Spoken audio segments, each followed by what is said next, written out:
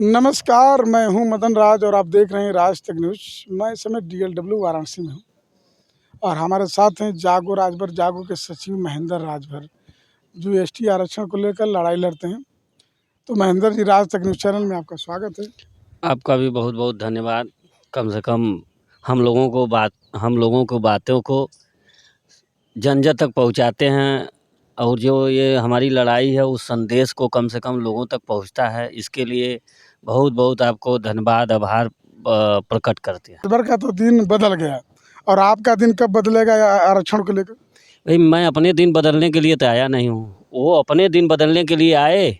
उनके भाई परिवार का दिन बदल रहा है, हम तो समाज के दिन बदलने आए हैं। वो तो बोलते हैं कि मैं समाज का भला कर रहा हूँ। भाई, वो तो एक प्राइवेट लिमिटेड कंपनी खोले हैं ना, इस कंपनी में अपना रोजगार रखे हैं। मैं तो स्वतंत्र रूप से रोजगार के लिए इन लोगों के लिए आया हूँ ना। और आप उनकी बात करते हैं जिनका बातों को लोग सीरियस में अब नहीं लेते हैं। इनका वो क्रेज नहीं रह गया जब से कि ये लखनऊ में 6800 बच्चों को बोले थे कि ये लोग लात खाने लायक हैं, जबकि ये बार बार कहते हैं कि हम दलित OBC की राजनीति करते हैं, दलित OBCयों की ही लड़ाई हम लड़ते हैं। तो बताइए, जब आदमी का अब इनका वो क्रेज नहीं रहा। अगर आपसे बता दें, ये इतना घबराए हुए हैं कि अब जैसे देखे होंगे 2022 में अखिलेश जी ने इनको आगे करके हमेशा कहा राजभर जी राजभर जी राजभर जी, तो वही काम माननीय योगी जी मोदी जी कर रहे हैं। क्योंकि योगी जी तो लिफ्ट देते नहीं हैं। योगी जी की मजबूरी थी, उन्होंने भाई शपथ दिला दिया। क्योंकि अब दिल्ली का वो कहते हैं ना कि हमारा कनेक्शन दिल्ली से है। इनको ये हो जाने दीजिए, ये जो पूर्वांचल का परिणाम आएगा ना, यही योगी जी बिल्ली बना के बिल में ढकेल देंगे। यानी कहने का मतलब है कि दिल्ली का जुगाड़ यहीं से ख़त्म कर देंगे जी। अच्छा, अभी आप बोल रहे थे कि आरक्षण की बात, तो इसका जिम्मेदार अनिल राजभर और समाज के नेता नहीं? हम तो कहते हैं सारे नेता है। नेता में मतलब कि जो नेता, हम उस नेता को कहते हैं जो जिस मुद्दे से उनकी रोजी रोटी चली हो। जैसे ओम प्रकाश जी का रोटी रोजी उसी से चल रहा है, अनिल जी का रोटी रोजी चल रहा है। आप देखे होंगे हमारे बहुत से नेता हो, चाहे माननीय सुखदेव राजवीर जी रहे हों, राम अचल जी रहे हों, छोटे लाल जी रहे हों, बब्बन जी रहे हों, हरिनारायण जी रहे हों, सकलदेव जी रहे हों, विजय राजभर जी रहे हों। इन लोगों ने कभी आरक्षण के नाम पे कोई ऐसा बैठक मीटिंग संगठन नहीं किया कि जिसमें समाज को गुमराह करके अपनी उपस्थिति भीड़ जुटा के उस भीड़ की कामयाबी को भुनाने का काम नहीं किया है। और समाज को आज आरक्षण की बात हमने कहा, आपने जो काम किया बहुत अच्छा किया। अनिल राजभर 22 मार्च 2015 को इसी बनारस के कटिंग मेमोरियल के मैदान पे इन्होंने कहा कि चलो आज़ादी मिलने वाली है, अधिकार पाओ रैली किया था, जिसमें माननीय अमित शाह जी आए थे। अमित शाह जी ने भी कहा था कि राजभरों को मुख्य धारा से जोड़ा जाएगा। और वहाँ उस समय वर्तमान में प्रदेश अध्यक्ष थे लक्ष्मीकांत वाजपेयी जी, जिन्होंने कहा था कि 2017 में आप लोग जिताओ, हम आप लोगों का अधिकार आपके घर पहुँचाएँगे। आप ध्यान लीजिए, हमने 2014 जिताया, 2017 जिताया, 2019 जिताया, 2022 जिताया। अब बताइए, ये बताएं, बीजेपी भाजपा सरकार बताए या माननीय अनिल राजभर जी बताए या NDA में गए हम माननीय ओम प्रकाश जी बताए कि कितनी बार अभी हम लोग जिताएं कि राजभर समाज को अधिकार मिलेगा। तो हो सके सोच रहे हैं कि 24 में हैट्रिक लगवा दीजिए, उसके बाद अधिकार की बात हो। तो इसकी कोई गारंटी पड़े ना भाई, जैसे हम कह रहे हैं तो बोलना ना कि मोदी यानी गारंटी। किस चीज़ की गारंटी? मोदी गारंटी में क्या है इनका? मोदी गारंटी 5 किलो राशन है और तमाम योजना की। वही ना, मोदी गारंटी यही है कि 5 किलो राशन लो और 1100 की गैस पे पकाओ। 110 का पेट्रोल है जो कि 60 का मिलना चाहिए, ये मोदी गारंटी है। और आप देख रहे हैं यहाँ जो तमाम तरह की जो हक मांग, अधिकार मांग रहा है, उसको लाठियाँ मिल रही है। चाहे बेरोजगार परेशान हो, किसान परेशान हो, तमाम जितने भी हमारे यहाँ, खुश कौन है? खुश वही है ना जिसका जो या तो बाप की कमाई खाता है या तो पाप की कमाई खाता है। इसमें जनता खुश नहीं है। जनता 5 किलो राशन मजबूरी उसका इसलिए ले रही है कि ये भी ले लो, नहीं ये जो 5 किलो राशन दे के इतना प्रचार सरकार कर रही है, जब हमको जैसे बेइज्जत ही किया जा रहा है 5 किलो देने के बाद। आज आपने देखा होगा विश्व बैंक में आज वो डाटा आया है, विश्व बैंक से जो विकासशील देश का टैग था वो हटा दिया गया। ये मोदी जी की गारंटी है। और जो आप देखे होंगे यहाँ मंदिर का निर्माण हुआ है, मंदिर से रोजगार बढ़ेगा, तो रोजगार किसका बढ़ेगा? रोजगार एक विशेष समाज का बढ़ेगा, बाकी जो दलित ओबीसी समाज है ये घंटा बजाएगा। तो ये मोदी जी की गारंटी है। वो लोग तो बोलते हैं जो राम मंदिर की बात कर रहे हैं कि वहाँ एयरपोर्ट बना है, हॉस्पिटल बनना है, रोड बन रहा है, ये तमाम विकास की योजनाएं गंगा बह रही है अयोध्या में। 52 साल लगभग कांग्रेस शासन की है और इनके न रहने, मतलब इनका 10 साल छोड़ दीजिए तो 62 साल लगभग सभी लोगों ने सरकारें चलाई हैं। 55 लाख करोड़ कर्ज हुआ था देश पे। जब बात ये 52 साल की, हम 62 साल की बात बता रहे हैं। आज आपका लगभग 10 साल आए हैं, 9 साल समथिंग, लगभग 9-10 साल होने वाला है। 10 साल में 150 लाख करोड़ अकेले ये लिए हैं, 150 लाख करोड़। अब सोचिए 65 साल और ये 9 साल, 10 साल, वो 65 साल में 55 लाख करोड़ लिए, और ये जो है 10 साल में 150 लाख करोड़। इस समय भारत पे कर्ज 205 लाख करोड़ है।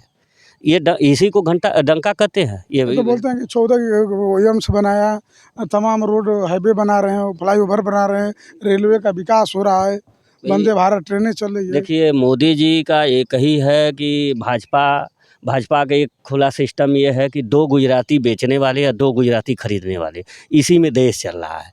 आपको पता होना चाहिए, यही मोदी जी संघाई में, चीन में जाके संघाई में कहे थे कि पता नहीं कौन सा अगले जन्म में हम पाप किए थे कि भारत में जन्म लिए।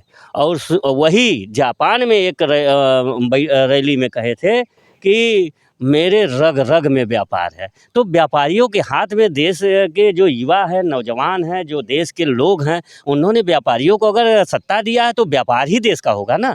तो आप हमको इस मुद्दे पर न ले जाएं। मेरी लड़ाई जो है, मुझे उस तरफ ले चले तो बेटर। तो मैं ये कह रहा हूँ कि अभी आप बनारस के, आप भी अनिल राजभर इसी बनारस से विधायक हैं शिवपुर से, तो आप क्यों नहीं कहते? वो तो आते हैं, बोले कि अरे क्या होगा नेताजी जी, आप बोले थे कटिंग मेमोरियल में, और अच्छा गया कहाँ? 11 मार्च 2022 को जो डायरेक्शन मिला हाई कोर्ट से, उस डायरेक्शन को लेकर 10 अप्रैल 2022 को हम उनसे मिले थे, जिसमें उन्होंने कहा कि अभी बहुत से आर्डर आते और जाते रहते हैं, अब पता नहीं अभी सरकार सुप्रीम कोर्ट जाएगी कि कहाँ जाएगी। तो हम लोगों ने कहा कि आप सरकार में हैं, आप ये बातें कर रहे हैं, आपका काम है पहल करना, आप पहल करिए, अमल करने का काम विभाग का है। तो फिर थोड़ी देर बाद हुआ तो कहा नहीं ये तो संभव नहीं है। फिर हम कहे कि अरे ठीक है, तो आप समाज कल्याण विभाग के जो प्रमुख सचिव हैं उनसे हमारी मुलाकात करा दीजिए, डेलीगेट मीट करा दीजिए, हम लोग समझा ले जाएंगे। कहा तुम लोगों को क्यों ले जाए, हम अपने कार्यकर्ता को ले जाएंगे। हमने कहा आप अपने कार्यकर्ता को ही ले जाइए, लेकिन आप उसी को ले जाइए जो इसका अध्ययन किया हो। आप ब्लाइंडों को ले जाएंगे जो इस बारे में जानता ही नहीं है, जो इसका अध्ययन ही नहीं किया है, जो पढ़ा ही लिखा है। जैसे ओम प्रकाश के दोनों लड़के यही कर रहे हैं, उनको आधार ही नहीं मालूम है कि एसटी आरक्षण जाएगा कैसे। एक तो कहते हैं कि हम लड़ाई लड़ रहे हैं, दूसरे कहते हैं कि वो कोर्ट का जो उच्च न्यायालय का डायरेक्शन है या उच्च न्यायालय ने जो आदेश दिया है उसको कंप्लायंस की बात करते हैं। आप जब सरकार में हो तो उच्च न्यायालय से कोई मतलब ही नहीं है। आप अगर एनडीए के एक पार्ट है और एक पूर्वांचल के मजबूत पार्ट माने जा रहे हैं, तो आप सीधे सीधे कहिए ना कि ये अगर कोटा की बात है तो कोर्ट ने डायरेक्शन दिया है सर, उस पर उसका प्रस्ताव भिजवा दीजिए। हम भी गाजे बाजे के साथ माननीय ओम प्रकाश जी के साथ रहेंगे, सबसे पहले झंडा लेकर चलेंगे, और उनका सबसे ज़्यादा नोटिफिकेशन अगर इनके नेतृत्व में हो जाता है तो हम अपने घर में फ़ोटो लगाएंगे। हम भगवान की तरह भीमराव अम्बेडकर के बाद अगर मैं किसी का पूजा करूँगा, हमारे पूजा, हम तो 2 ही 3 लोगों का पूजा करते हैं, क्योंकि जो शिक्षा के लिए हमको ये जगह दिया, जो आज हमारी देश की दलित ओबीसी के लोग शिक्षा ग्रहण कर रहे हैं, जिनके सहयोग से माननीय वो भीमराव अम्बेडकर जी, ज्योतिबा बाई फुले जी, और ये क्या नाम है इनका, भगवान बुद्ध जी, इनके अनुयायी हम लोग हैं। तो हम एक इनके भी, अम्बेडकर जी के बाद और सावित्रीबाई फुले, ज्योतिबा बाई फुले और जो पेरियार जी हैं, लोगों के बाद हम इनका भी पूजा करें, क्योंकि हमेशा कहते हैं कि पिछड़ों के जो मसीहा रहे, जो पिछड़ों की लड़ाई लड़े, हम उनका हमेशा शपथ खाते हैं। तो मैं भी इनका फ़ोटो भी रखने के लिए तैयार हूँ। लेकिन आप जान लीजिए कि ये जो बातें क्या बोल जाएंगे इनकी कोई गारंटी नहीं है। यही कारण है कि पहले तो कुछ जो पिछड़ी जातियाँ थी इनसे कांटेक्ट में थी कि नहीं ठीक है, लेकिन जब से ये इन्होंने लात खाने की बात कही ये इनका क्रेज गिरता जा रहा है। और जो सरकार समझ रही है, इस बार के जो युवा हैं राजभर समाज के, ये बीजेपी को वोट नहीं करेंगे, आपसे बता दें, क्योंकि 18% पूर्वांचल में वोट है और ये दोनों नेता के पास मात्र 3% वोट है। 15% वोट अधिकार पे जाएगा। और ये अधिकार की बात हम भी कर रहे हैं। हम कह रहे हैं कि अगर सरकार अगर चाहती है तो मैनिफेस्टो में डाले, नहीं तो विपक्ष को अगर हम वोट चाहिए तो विपक्ष अपने मैनिफेस्टो में डाले। हमारी लड़ाई अधिकार की है, हमारा किसी से विरोध या तरक्की का नहीं है। हम अधिकार की लड़ाई लड़ रहे हैं, अधिकार के लिए, क्योंकि हमको नेता नहीं बनना है, हमको कुछ बनना है, क्योंकि हम उस लायक नहीं है, हमारे पास वो पुरुषार्थ नहीं है, वो हमारी क्षमता नहीं है कि हम राजनीति करें। राजनीति करने के लिए तन मन धन तीनों चाहिए, तो तन मन तो हो सकता है लेकिन धन नहीं है मेरे पास। अगला आखिरी सवाल हमारा है कि अगर अब अगला कदम क्या होगा? सामने लोकसभा चुनाव है कि जो नोटिफिकेशन जारी नहीं हुआ तो? देखिए, अगला कदम हम लोग बहुत जल्द ही प्रेस कॉन्फ्रेंस करने वाले हैं। अगर सरकार हमारा प्रस्ताव, क्योंकि मामला कोर्ट का है, इसमें सरकार का कुछ नहीं जाएगा। अगर सरकार मेरा प्रस्ताव भेज देगी तो बीजेपी को वोट समाज करने के लिए हम लोग अपील करेंगे। अगर नहीं भेजती है तो हम एक मुद्दा रखेंगे, जो हमारा ये मुद्दा है, इस मुद्दे को जो अपने मैनिफेस्टो में डालेगा, चाहे इंडिया गठबंधन अगर अपने मैनिफेस्टो में डालती है तो हम इंडिया गठबंधन की तरफ राजभर समाज का पूरा झुकाव रहेगा। क्योंकि सरकार पे अब विश्वास जो है समाज का उठने लगा है। 2 साल कोर्ट के डायरेक्शन को हो गया, अभी तक हमको फाइल ऑफिस दौड़ाया जा रहा है और कोर्ट के ही एक कोर्ट उम्मीद है, उसी उम्मीद के सहारे राजभर समाज जो है कि एक निगाहें लगा के बैठा हुआ है कि कब कोर्ट करेगी। लेकिन ये सरकार का जानते हैं, नेता और सरकार, सत्ता और नेता दो ही चीज़ से डरते हैं, सवाल से। और सवाल हम लोगों ने समाज में दे दिया है, इसलिए अब सवाल लोग पूछने वाले भी हैं। और अगर ये लोग ऐसी स्थिति में नहीं लाते हैं तो ये एक सीट ओम प्रकाश के मिल जाने से राजभर का विकास तो होगा नहीं। हाँ, उनके लड़के का विकास हो गया, पेंशन मिलेगा, व्यवस्थाएं मिलेगी, सुविधाएं मिलेगी, ओम प्रकाश जी को मिलेगा और फिर आयोग हो जाएगा, उसमें वो कुछ लोगों को मिले, लेकिन हमारे समाज का विकास नहीं होगा। ये समाज के साथ इनका गठबंधन जो है, अगर बिना एसटी आरक्षण पे हुआ तो ये समाज के साथ धोखा है। और इस धोखे का परिणाम है कि समाज इनको बहुत मुंहतोड़ जवाब देगा। एक सीट मिलने से पूरे पूर्वांचल के 15 सीट पर राजभर वोट इनके एक सीट पे मान लीजिए इनको वोट दे देगा, 11 सीट पे क्या करेगा? ये मालिक तो है नहीं, ये इनका समाज गुलाम नहीं है।